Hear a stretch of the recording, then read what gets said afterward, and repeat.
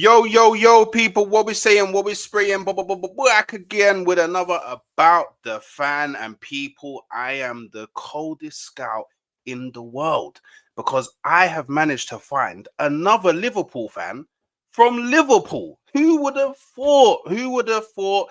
They're a rare breed. I always seem to find the London ones, but we got one that actually resides in Liverpool. So we are blessed. Big up Tom Little for giving us some of his time to jump on and have a little chat.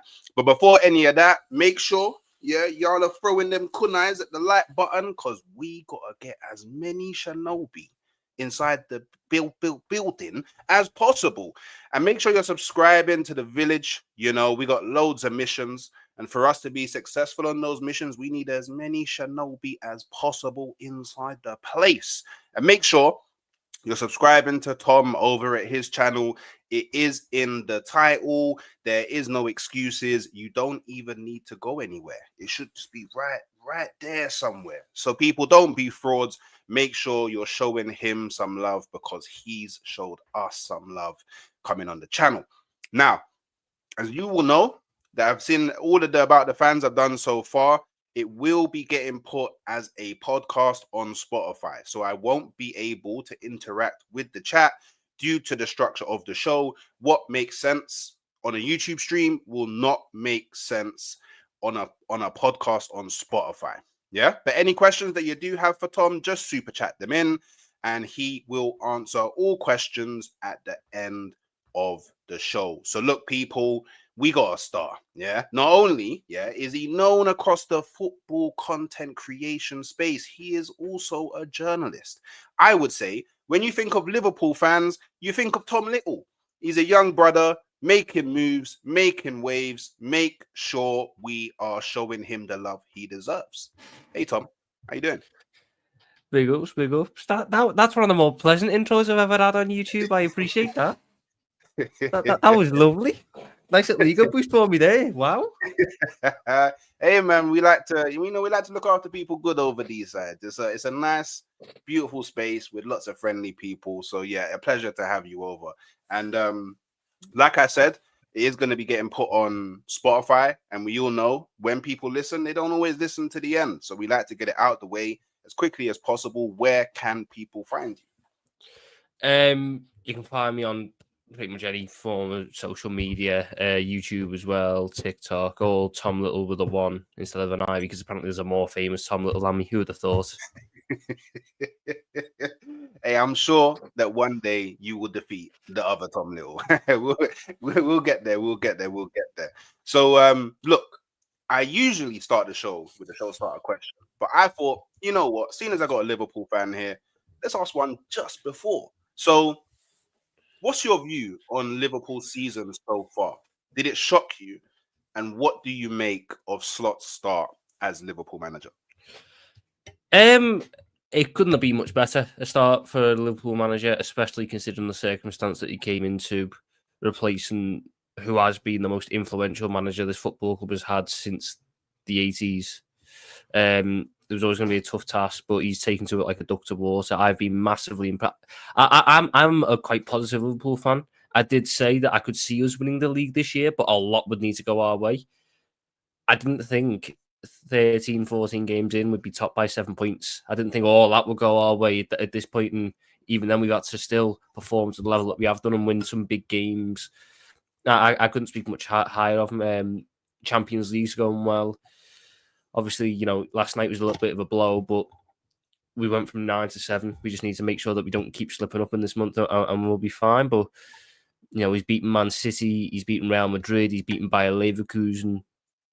The only team that he can't seem to handle is Nottingham Forest. So, you know, we'll wait for them. We'll wait to play them at the City ground. Hopefully, get a little bit of revenge there. And then, all in all, it's been a really positive start. He's improved a lot of players, made a lot of players who were on the fringes and maybe might not have had much of a long-term future at the club, giving them a new lease of life. I mean, all except a certain striker. But hey ho, what can we do? So I couldn't be much happy with him. I think that.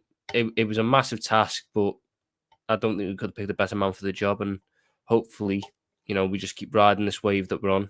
Add in January, sort out the 3 big contracts, and I don't think there could be a much better feeling around the football club, and we might just be able to do something very special this season. And it would mean more, right? It always means more. So, I mean, speaking of Liverpool, like, what do you think's been, I guess, the biggest difference between what Klopp was doing over his tenure and then what Slot's decided to do coming into Liverpool this season? To figure out Jurgen Klopp, you need to split his time into two sections. You need to split his time into before the end of the 21-22 season and after the 21-22 season. Before 21-22, he was arguably a faultless Liverpool manager. There was a couple of things there. He was a little bit too loyal, but for the most part, we were smashing seasons out the park. And when we weren't, it was because of injuries or stuff that was out of our control. After 21-22, you start to see the real problems. The core started to slow down in the midfield mainly. And that meant that the system that we'd used for however many years just didn't simply work to the same level, which meant that we were more exposed, and we ended up turning way too many games into basketball matches and losing the control that we used to have on football matches in the years that we were really, really up there. What Stott's come in and done is just give us that control back for the most part. We do look a lot more in control of games. Obviously, that there are some where you've got to rely on your star power up front, but you know, we've kept. I think it's been a while since I last checked the stat, but I know that a couple of weeks ago we got our like 8th or 9th clean sheet of the season. It took us till like February last year to do the same thing. Oh wow! Like fixing that defense and giving us more control there has been so big, and that's given those further forward on the pitch the platform to go and do what they do without the pressure of we've got to do it right because that defense isn't going to help us out.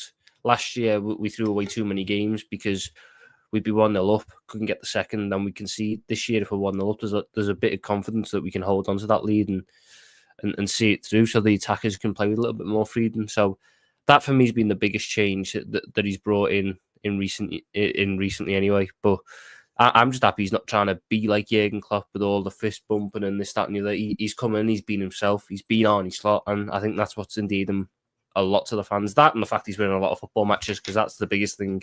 You win football matches, you endear yourself to the fans, but everyone just looks at him and he's not trying to be someone he's not, and I think that just really resonates with the people. No, definitely. And look, before we actually get into it, one final question. Yeah. So when I think of Liverpool, at least over the recent years, I think Salah, I think Trent, I think Van Dijk, I think Alisson. What do you think is going to happen with all of them in the summer next season? Do you think they're staying? Do you think they're going? Who do you think is staying? Who's the most realistic? What's the situation going to be come next summer? You got two answers. You got the heart answer, which is everyone stays because they're still the best in the world in their position. And that's what a football club of the ilk of Liverpool should be doing, keeping players who are the best in the world in their position. In actuality, what I think is going to happen, Van Dijk and Salah will stay. Trent will go to Real Madrid. And if there is a good offer for Alisson Becker, we will sell him. And we'll bring that Mamardashvili through and give him the number one spot. There's the arguments of Kelleher, but I do think Kelleher's probably just going to move on.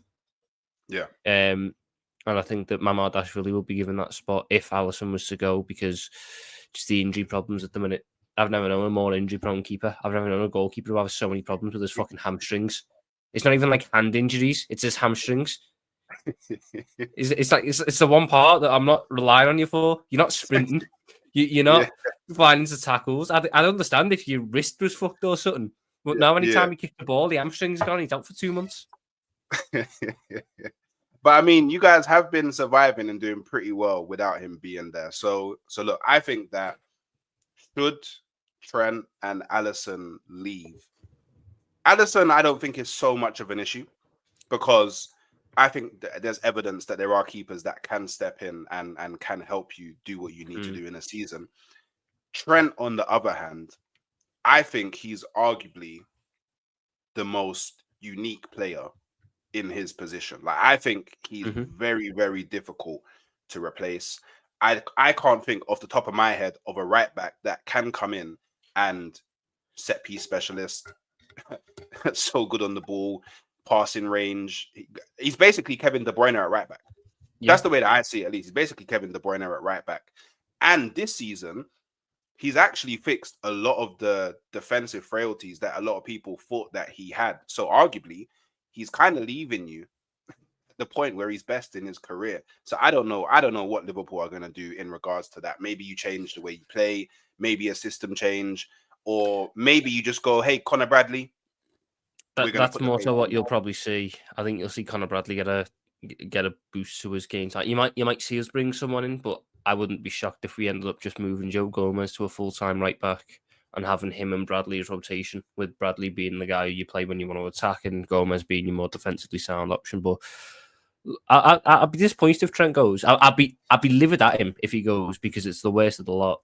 And we've had a fair few who've done this in the past, but this Liverpool team's different than the ones that people left in the past. McManaman's team wasn't capable of winning a league. Owen's team wasn't capable of winning a league. This one is. So the argument that you need to go to win trophies, I just don't think it carries much merit. It's annoying because he is so unique, and we have seen a different side to his game this season, partly down to the setup from Arnie Slot. But if he wants to go, he wants to go. No player's bigger than the football club, and we will find a way to replace him, because we've had players as good as, if not better than him, and we've always found a way in the end. Okay. All right, sweet. So, showstopper question. Yeah. I like to be a bit cheeky with these ones sometimes as well. So, Liverpool has an illustrious history in the Champions League. We all know this. And I feel like a lot of the Liverpool fans take a lot of pride in that as well. Now, however, on the flip side, been extremely poor in comparison in the Premier League. Yeah. So now I'm giving you the choice. I'm a magical guy. I'm giving you the choice. Yep. You can either win the Champions League or the Premier League this season. Which one are you taking and why? Purely for the fact that we have such a big lead in terms of Champions Leagues, I'll take the Premier League. It put us on 20 to tie with United, give us the most league titles in English football, which, a club of our size deserves. But the fact of the matter is we've got 6 Champions Leagues. United have 3. They're not winning one anytime soon. Chelsea have 2. They're not winning one anytime soon. City only have the 1. Tottenham, don't even get me started on Tottenham. They're not even a threat.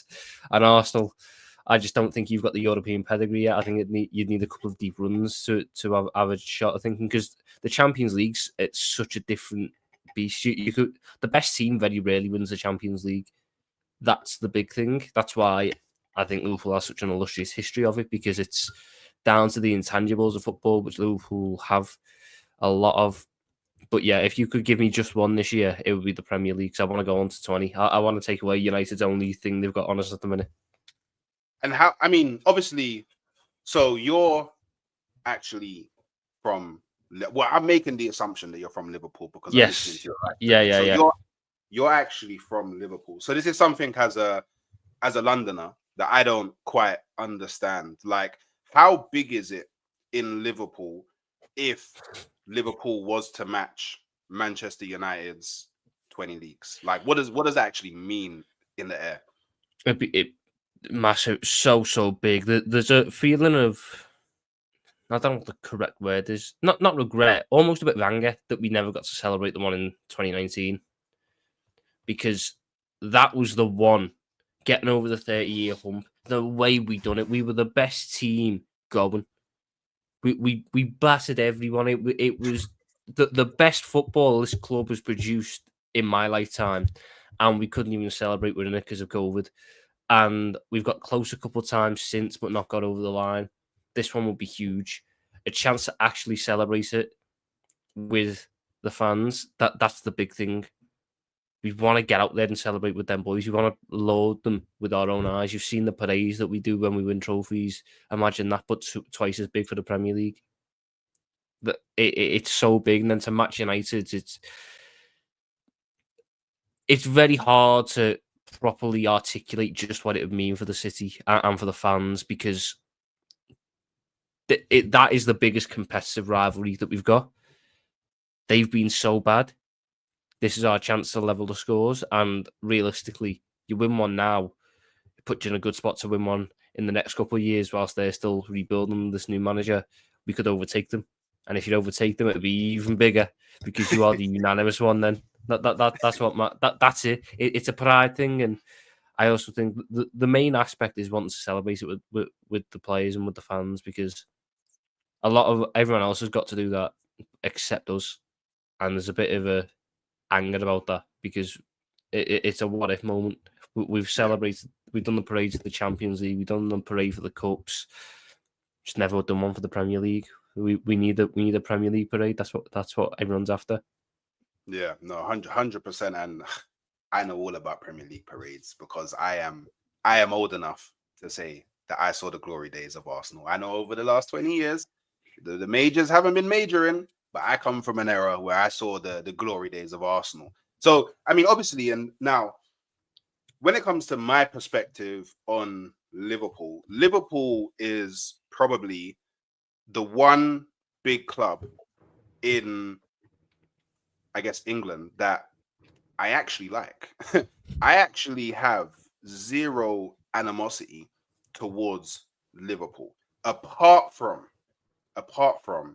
London Liverpool fans are the most annoying people that I've ever had the pleasure of meeting.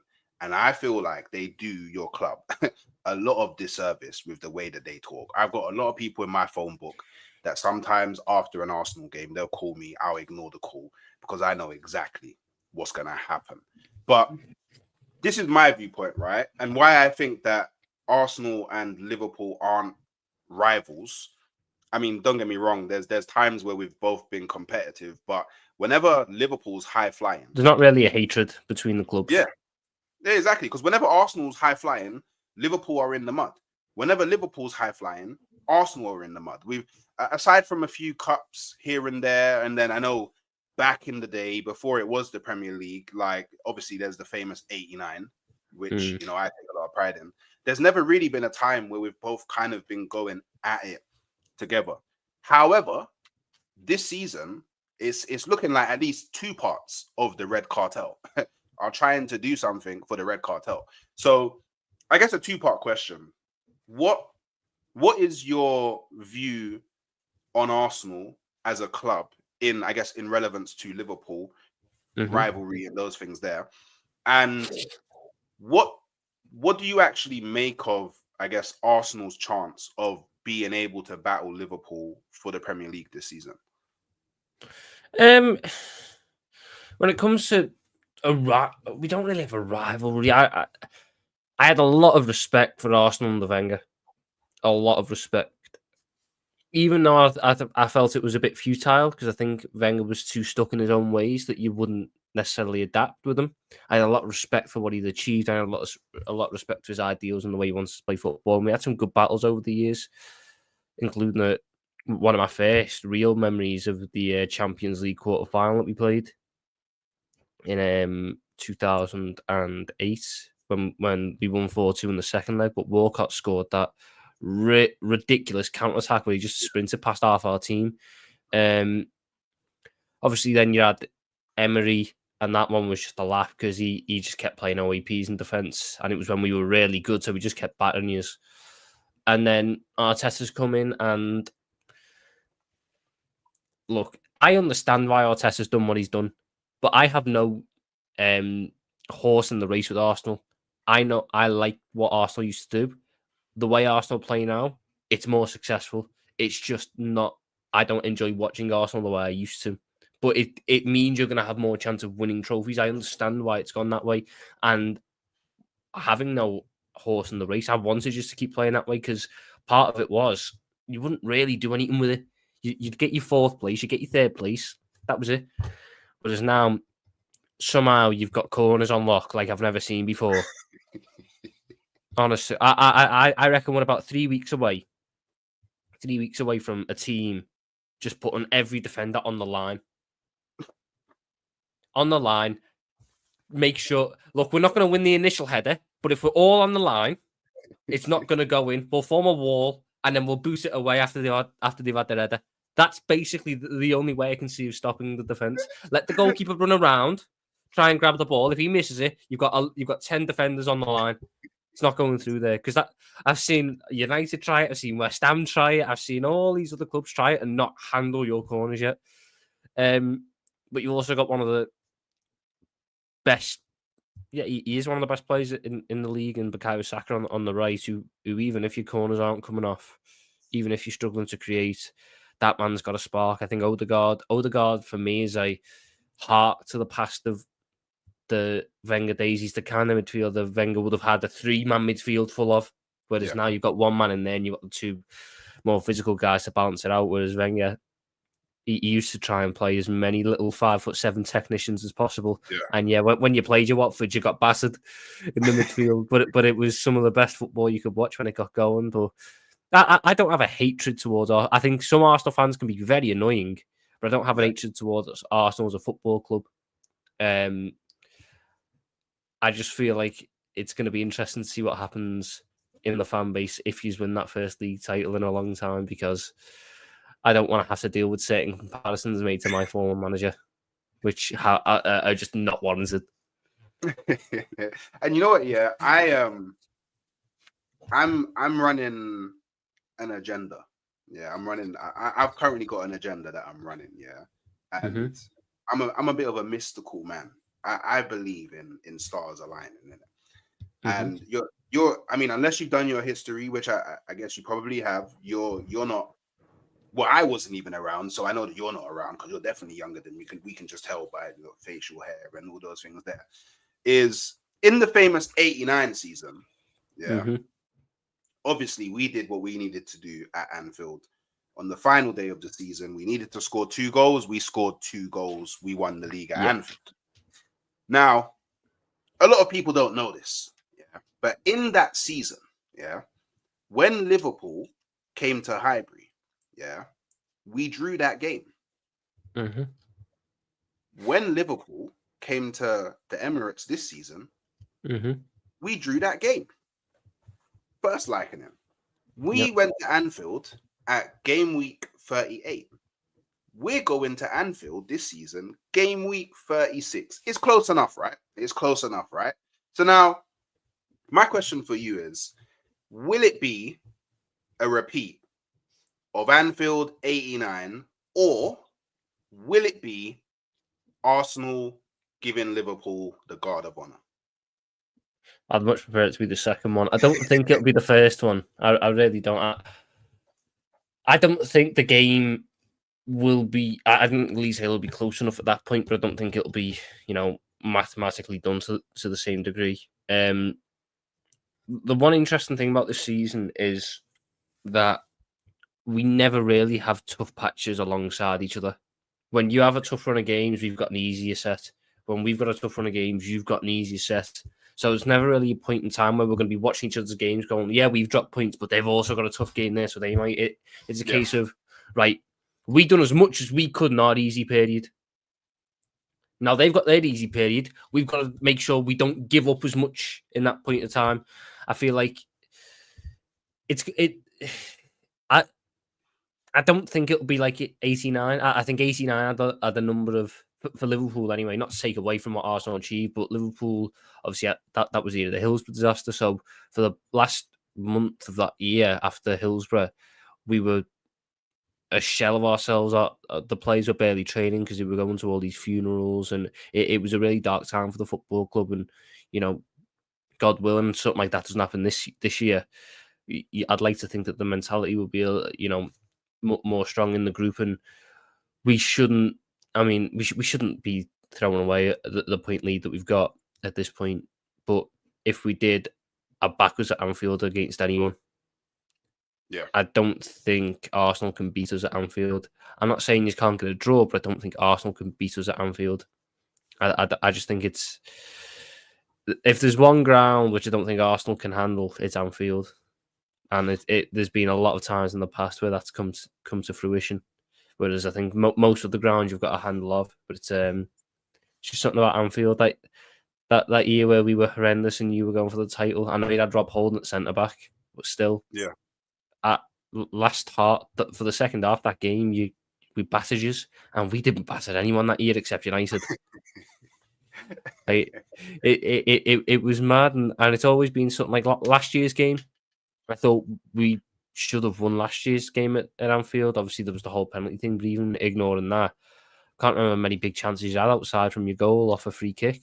Once again, fucking the joke of a set piece coach you've got. I don't know how he's done all this, but yeah, I don't think it'll be like 89. I'd like to think we'd be in a strong enough position where game week 36, whilst it probably doesn't mathematically win us the title, it might do, but whilst it probably doesn't, it pretty much secures it with like you need 1 point out your last 2 games or something. But it kind of lines up again where the back end of the season we got to play Chelsea, Tottenham, Arsenal back to back. You know, while shoes have relatively easier fixtures, that could be where the big point swing happens. I'm definitely crossing my fingers. So look, tell me about your journey as a Liverpool fan. How did it start? Why did you choose Liverpool? And has there ever been a moment in your journey where maybe regret is too strong of a word, but questioned your decision of becoming a Liverpool fan? I had no choice in becoming a Liverpool fan. I was wearing a Liverpool onesie type thing on the 3rd day after I was born. The first baby photos of me at me with Liverpool gear. So me mum's a Liverpool fan, me dad's a Liverpool fan, me nan's a Liverpool fan, me granddad's a Liverpool fan, me other nan's a Liverpool fan, me other granddad's a Liverpool fan. All their family are Liverpool fans, bar an uncle. And on the other side, me uncle is a Everton fan of his family, but outside that's Liverpool. It was always going to be Liverpool. The first game I ever went to was Liverpool versus Manchester City in the 06-07 season. Back end of the season. 1-0. Dirk Kuyt scored the winner.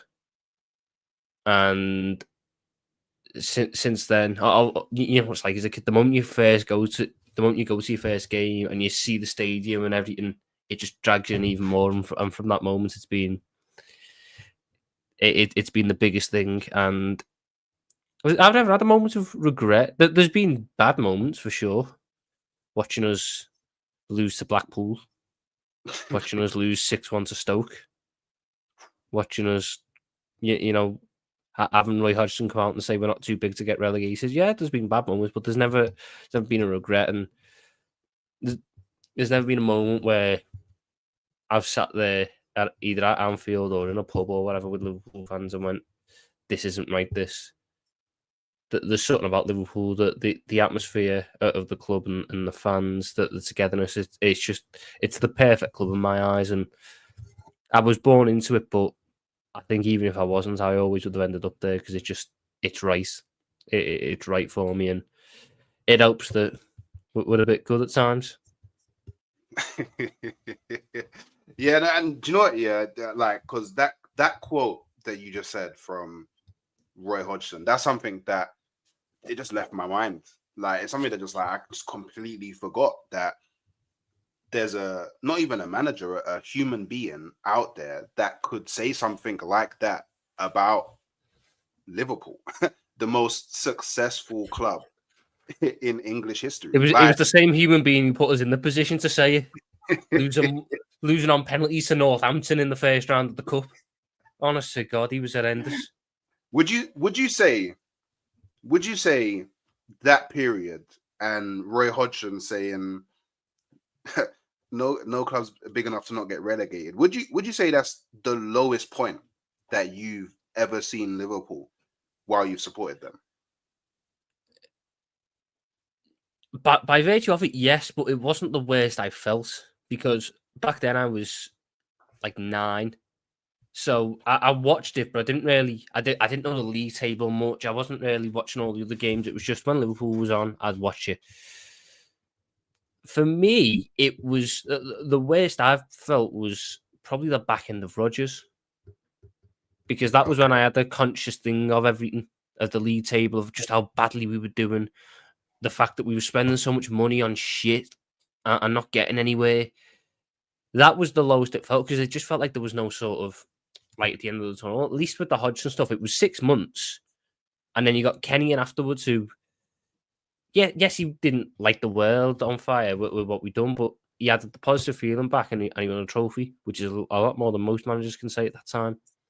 It was, but after 13-14 with Rodgers, 14-15, and the first 3 months of 15-16 were just so bad, so uninspired, and so horrendously dull, with a manager that had no idea what to do without Luis Suarez, a team that was stuck in phases but signing the wrong players at the wrong time. That's probably the worst that it's been. I think if you'd ask me to pinpoint like the lowest moments, it will probably be Stoke 6-1. That's probably the lowest I've ever felt after a game. Stevie G's last ever game, and he has to score the consolation goals. We lose 6-1 to fucking Stoke. That moment for you is lower than the iconic slip of Stevie G. Yes, because the slip of Stevie G wasn't where we lost the league. The moment where we lost the league was the game after, because Brendan Rodgers, in his infinite wisdom, was a knob and didn't know how to hold on to a lead. So that one was bad, but that season was also a case of like we were in such a good position anyway. We no one expected us to be there. Yes, we missed out on the title and it was gutting, but I was happy that Liverpool were in games and we had Luis Suarez and Sturridge and that, and it was so the future was looking bright. I think the worst part is when you have a bright future and then it goes shit. Yeah. The going to shit part's worse. That was what happened the year after, and up until Klopp came in, there was what was going to be promising, like a promising foundation to build off of, with real problems in the defense, just went to crap. Sturridge couldn't stay fit. Sterling wanted out. Gerrard went. Suarez went. The only guy that was still sort of there and still offering something was Coutinho and Henderson. And those two obviously stayed through for a little bit. But yeah, 14-15 and 15-16 were probably the lowest parts, especially that Stoke game. Oh my God. No, yeah, just because obviously you just mentioned Henderson. So I thought, maybe it'd be good to get kind of your opinion on this. Mm-hmm. So obviously we all know Steven Gerrard. What a player! Like I you could even argue he could even be like one of your biggest legends. Like there's probably a large portion of your fan base that definitely favor him as like one of your best players to ever play. But what is your take on the portion of people, maybe some Liverpool fans, mainly rival fans, that say Henderson was the better captain than Steven Gerrard? Jordan Henderson could never have a performance like Istanbul or against West Ham in the FA Cup final in 2006, and that for me was what defined the captain. Jordan Henderson was a good leader. Steven Gerrard was not only a good leader, but an exceptional player. So Steven Gerrard could lead all he could do, but when that didn't work because the players around him weren't good enough, he would just go, fuck it, I'll do it myself. Jordan Henderson couldn't do that. I just liken it to this. If I put Steven Gerrard at the age Jordan Henderson was in the teams that Henderson played in, Liverpool would not have been worse off. Whereas if I put Jordan Henderson in the teams that Gerrard played in at the age Gerrard was, Liverpool would be much worse off. Steven Gerrard is everything to the Scousers because he's the one that stuck by. He's the one that, whether you want to go to the questionable reasons why he stayed, and he stuck with the football club when others who sung the praises had left, and he was there in the decent times, he was there in the bad times, and he gave many Liverpool fans the greatest night of their lives in Istanbul, and that was him. And he was always there, and there'll always be that sadness that he never got that league title. Do you know what? Just on that, yeah, I have to say that me personally, I feel like Steven Gerrard may actually be one of the players in the world that most deserved lifting a Premier League. or just a league. You can put it across all leagues. I Mm-hmm. feel like he's one of the most deserved players just because obviously performances aside, ability aside, all of that, he did stick with his club. I value loyalty above all else. 100%. That's why one of my favorite players of all time is Francesco Totti. Like, I value loyalty in football above all else because it's very easy, and we see it happen a lot, that players just leave. They actually just leave because I don't know. The moment the going gets tough, they go, right, I've had enough. Yeah. Whereas the likes of Totti, he was in good Roma teams, he was in bad Roma teams. Gerrard was in good Liverpool teams. He was in Liverpool teams that could have and should have won league titles. He was in Liverpool teams that apparently weren't too big to get relegated. He was there in the good and the bad, and he never wavered. His performances would always top. And he always had that moment. He was always. He's the reason. He's the reason why Liverpool had the foundation to bring Jurgen Klopp in. If Steven Gerrard had left the football club in 2006, Liverpool would have become another Tottenham for the next 10 years. Do you think that Steven Gerrard not winning a Premier League is the biggest crime in football history?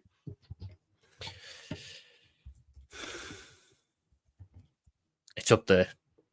There's two in my mind. Stevie G not winning one, or the fact Jurgen Klopp only won one. Because you look at the teams and you look at the numbers and you look at just exactly what those Klopp teams done. We got 97 points and didn't win a league title. We got 92 points, clawed back a 13-point gap and didn't win a league title. We got 2 champions. Jurgen Klopp was 4 results away from doing 3 Champions Leagues. Stevie G had some team. Stevie G had 2 teams that could have won a league title, and neither of them were 2013. One was 08-09, and we came second, 4 points off United, and the other one was 01-02, just after we'd done the treble, and we should have brought in Anelka full time. Or we should have brought in Anelka permanently, should I say. So, it was 02-03, 01-02. So, 2000, 2001, we done the treble. 01-02, we lost that. We came second behind Hughes, but it wasn't close because Hughes ran away with that title. And then 02-03, after the World Cup, we had Anelka on loan for the last 6 months of the previous year. And him and Owen were doing really well together. And Heskey, sorry. And then the option was there to make Anelka's loan permanent, and we went against it to go sign El Hadj Diouf and Salif Diao and Bruno Cheru. If you'd have signed Anelka and just got 2 more solid pieces of recruitment, that team could have won that league title next year because it had so many good pieces. That team from 2000 2003 could have won a league title. The team from 2007 2009 could have won a league title. Ultimately, neither of them got over the line, and yeah, it's good that Stevie never got one. But I also think that one of the ones that is a bit annoying, it's not a crime per se, but it's the fact that Gerrard never got to play under Klopp. Yeah, because I think those two would have meshed together perfectly. 100%. Perfectly. But take you, I because I was more.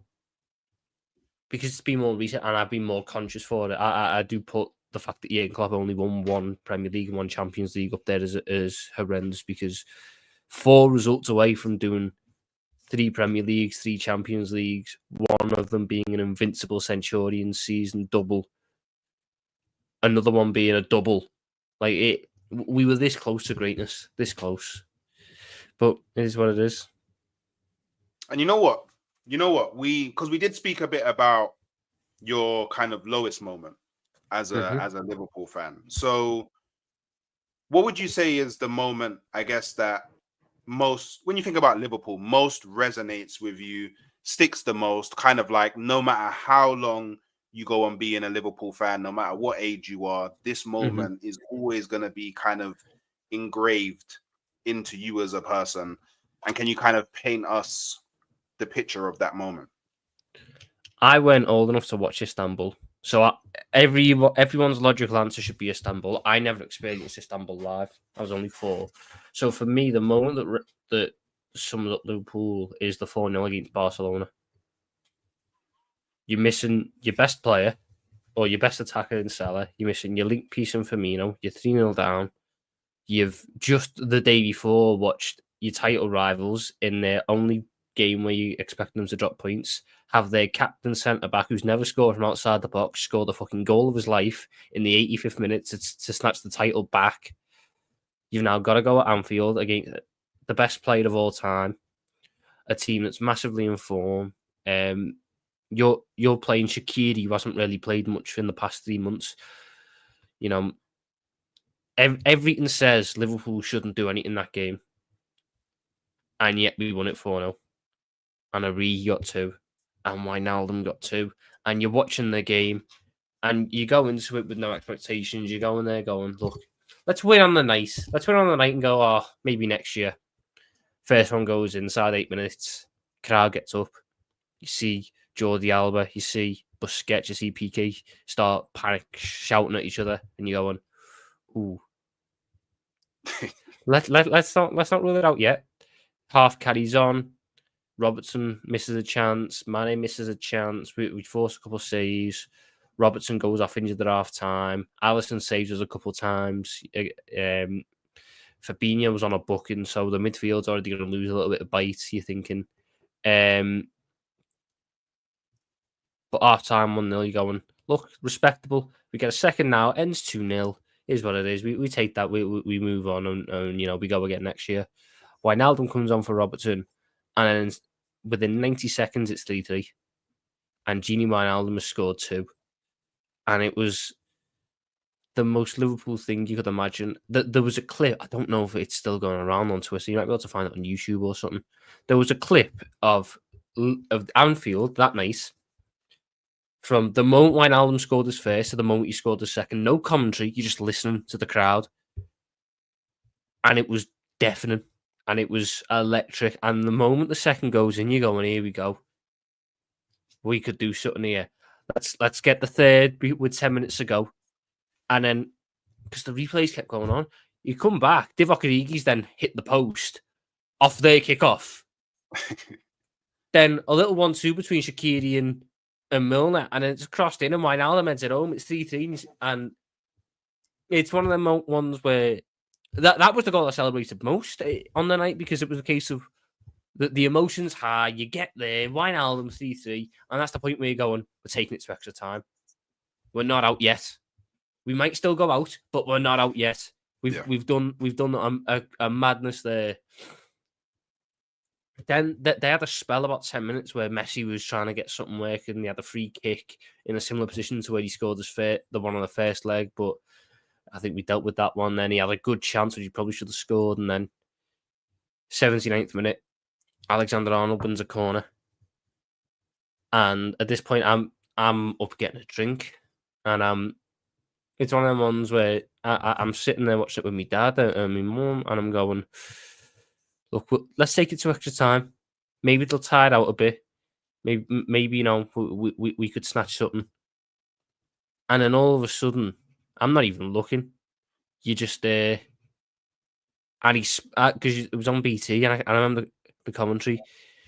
Darren Fletcher is going on about how Trent, and he goes, he's been here since the age of 6, and then he takes the corner, and he goes, and he spotted that. And the moment he says, and he spotted that, I'm going, he spotted what? I'm turning, and Divock Origi for Divock Origi. One thing about Divock Origi was lazy. Divock Origi had a massively inconsistent first touch. Divock Origi could barely dribble. But my God, was he a good finisher. Yeah. And that finish against Barca is probably the best of the lot. Ridiculous finish, top left corner, 4-3. And I didn't celebrate it because partly I didn't know what had gone on. And partly I thought, well, the ref's going to disallow it. You can't take a corner that quickly, can you? Surely you've got to wait for the whistle or something, because I've never seen it before. Goes in, 4-3. And ironically, I wasn't worried in the last 10 minutes. I wasn't worried that Barca might grab something, because if Barca had scored at that point, we were out. Away goal. Yeah. But in that last 10 minutes, I wasn't worried. I was going, they could play for 90 now and they won't score. It's happened again for them. And Fabinho was a monster on that night. And it was the moment at the end where everyone stood in front of the cop singing You'll Never Walk Alone. That to me is Liverpool. The fans and the club as one. It's a unit. They were thanking us, we were thanking them. And I knew that night we were winning that Champions League final. It didn't matter who we got, whether it was Tottenham or whether it was Ajax. And I always say to Arsenal fans nowadays, you owe a lot to our football club for making sure that Tottenham don't have a Champions League before you. Way too much. We're linked, man. We're linked. I can't lie, because if Tottenham won that Champions League, I would have had to have moved country. There would be no halftime hooks. Nobody would see me on YouTube. There'd be no about the fan. There would be none of this. It would just be I'd be some guy that lives in Spain, watches football from time to time. Maybe I work at the beach, cleaning up the beach or whatever, or maybe I'm at a bar or some grill house, and sometimes my friends will fly over and troll me in person, but nobody would see me on Twitter. Nobody would see me on. I would be. So I am eternally grateful to Liverpool for not allowing, because in my opinion, Tottenham winning a Champions League would be the greatest catastrophe to football ever in the world. There's no greater catastrophe than what Tottenham lifting the chair. Oh my god! It doesn't feel right. Even imagine a Tottenham player lifting the Champions League. I couldn't even imagine Harry Kane lifting that trophy. They just don't deserve it. Like, they'd be the most undeserving club of lifting a Champions League. Just you get touch wood. Never, ever, ever, ever can that potentially happen. But look, obviously I didn't know until I asked you. And when I asked you, I think it's one of the biggest shocks that I've ever got when asking people this question. Yeah. And maybe a few people in the chat will be shocked as well. But your two favorite Liverpool players of all time is Cout and Robbo. Why is that? Dirk Cout. So it comes down. Dirk Cout was the guy who scored the first ever goal for Liverpool that I ever saw live. But I always liked Dirk Cout because he reminded, when I played football and when I watched football, I was never the greatest footballer. I was decent. I was never the greatest, but there was one thing that was always said to me, and it was, the one thing you can always do is work hard. You might not be able to play a pass, you might not be able to score a goal, you might not be able to nutmeg someone or whatever, but you can always work hard. That's always in your power. And Cout was that for me. He wasn't the greatest. He came up in big moments a lot for us, Dom, but he always worked his fucking socks off for the team. And back when I was younger, because Cout was around when I was about 7 or 8, so that was when I was playing football in the attack. Cout was me. When I watched football, I was never as quick as Torres. I was never as good in front of goal as Fernando Torres. I was never as strong a runner or as good a tackler or as good a passer as Stevie G. But I could do what Dirk Cout done. And that to me resonated with me. And it's always stuck with me. And the same thing goes with Robbo. Robbo to me is just a Scottish Dirk Cout. The guy works his fucking socks off. And yes, he's had a couple of ropey moments this season. But as I went back, so what you'll know with me is a lot of my likes in football are connected. So I move further back on the pitch when I play now. I'm a defender. So as I've grown older, I've become bigger fans of the defenders, because now that I've played the position, I understand it more and I understand what makes it more impressive. To me, Robertson, when you had Trent and Robbo, Trent was always the better footballer. And this was in the time we had Cancelo and Walker, and there was a lot of decent fullbacks, and there was Reece James as well coming through. Robertson was always the most consistent. Trent could give you a 9 and he'd give you the 6. Cancelo could give you a 9, he'd give you the 6. Robertson gave you an 8 pretty much every game, and when he didn't give you an 8, he gave you the 7, 7.5. And that to me is so important. That the normal people who, yes, they're not the greatest footballers, but they work hard and they want to die for the badge, and that for me is paramount. Dirk Cout would run till his heart gave out. Andy Robertson would run till his heart gave out. And I know that we've had better footballers than them, much better footballers than them, because sometimes their touch bounces like you wouldn't believe. But for the reason of I can just see myself through them, I think a lot of football fandom is imagining yourself there. All of us wanted to be footballers when we were younger. Every single one of us wanted to do what they were doing. So I think that as you get older, you start to look at these players and you go, I was like him. I could do what he done. I wish I was like him. I wish I could do what he done. It's the ones that you go, I done that. I was like him. I get why he does that. I resonate with that. And that to me is what stuck. So when I look at Kaut, obviously I've got the affection because he was the first player I ever saw score for Liverpool. But he was just he was me when I was younger, and Robertson's me when I'm older, and it makes sense in my head that those two are my favourites. I know that Gerrard, a lot of people say Gerrard, a lot of people say Fowler, a lot of people say Suarez, Torres, Salah, Mane, Van Dijk, etc. And they're all fine. They're all better footballers than the guys I've picked, but it's favourites. And for whatever reason, Dirk Kuyt and Andy Robertson, I just love the two of them. Absolutely love the two of them. I completely understand what you're saying, but now, so Dirk Kuyt. Well, I mean, okay. So it's a bit of a tricky one because Robertson is currently with Liverpool. So I'm going to remix the question a bit. Yeah. Would you rather Andy Robertson leave Liverpool in January?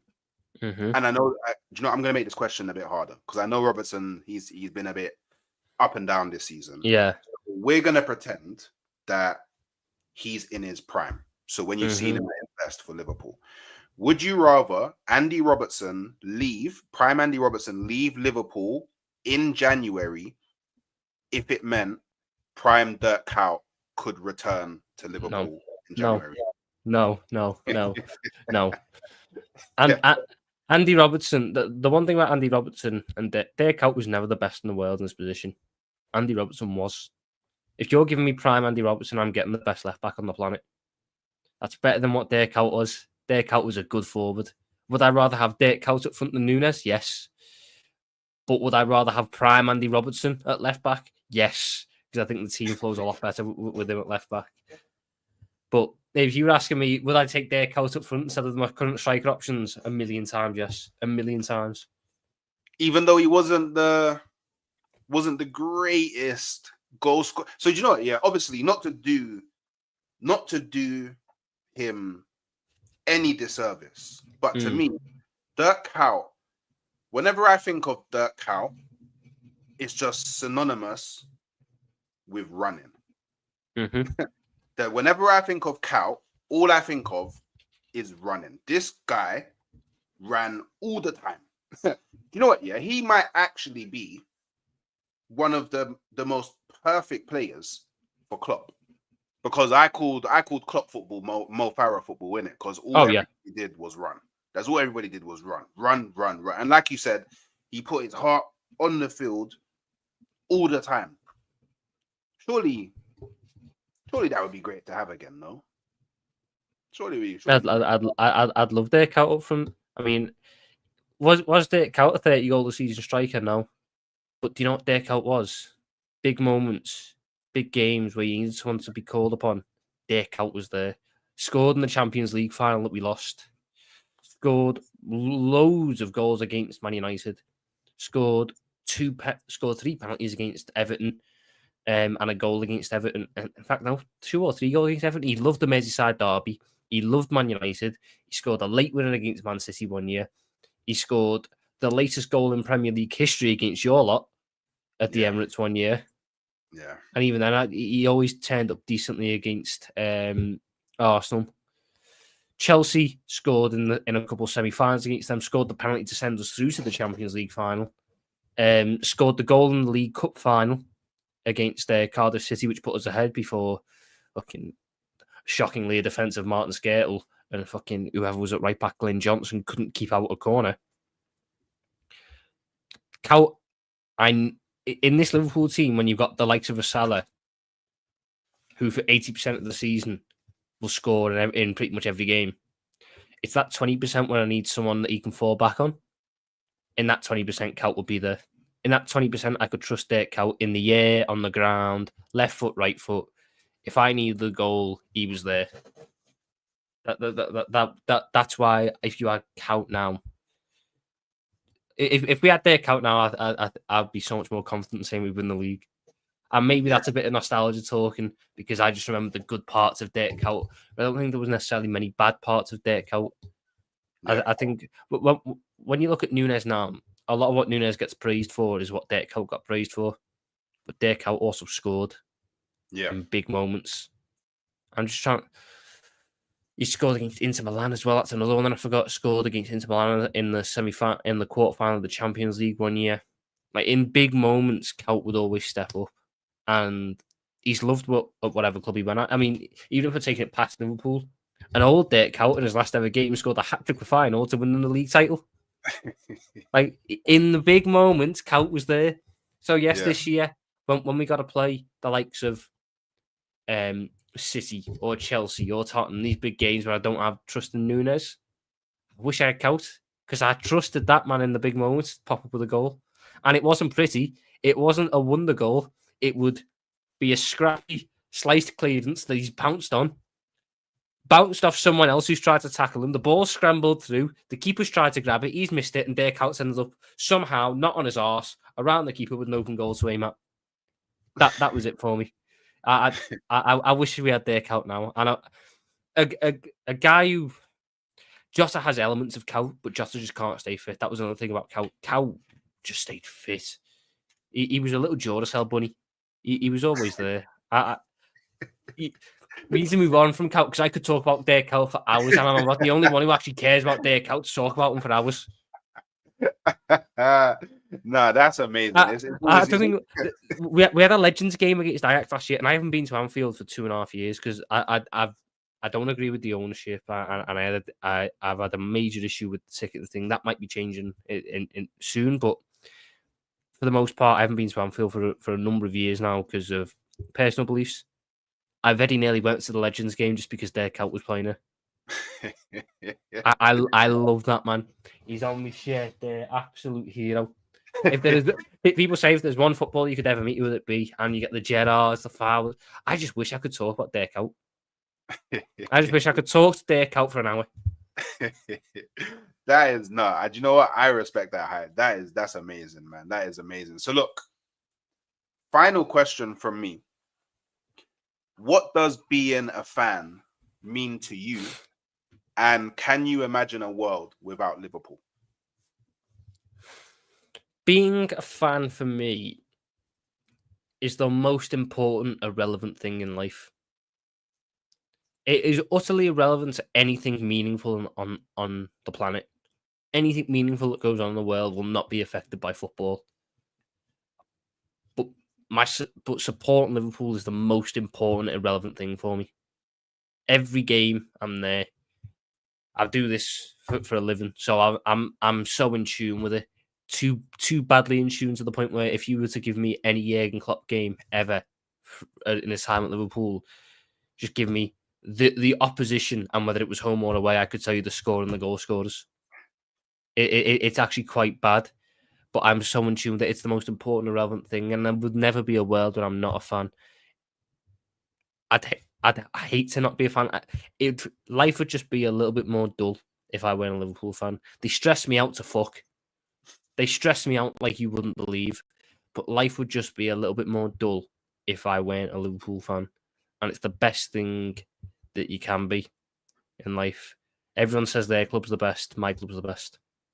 In the utterly irrelevant land of football, my club is the best. No, that makes perfect sense and explained in such a great way as well. But look, Morten Pedersen, obviously, I remember a certain Morten Gams Pedersen. If that's you, hey man, spread the channel. Just want to give a little praise to Tom. Proud of the way you talk about LFC, Liverpool FC. Incredibly knowledgeable young man, and at the same time, respectful. And Oh, what? I appreciate that. I don't get many nice super chats. I'm just called the Scouts cunt. Well, hey, Oh. over here on the Halftime Hooks channel, we're a nice bunch of people. So, yeah, it's been a pleasure. Thank you for coming through. I really do appreciate it. I hope Pleasure's you've been all mine, mate. All Yeah, man. mine. I hope you Absolutely enjoyed enjoyed it. Yeah, man. I'm glad you enjoyed it. I hope the people watching enjoyed it as well. So yeah, just on the way out, make sure you're liking the video. Make sure you're subscribing to myself and Tom Little. And make sure when you head over to Rance's stream, you're dropping Hooks Raid because that's where I am sending you. Take care, people.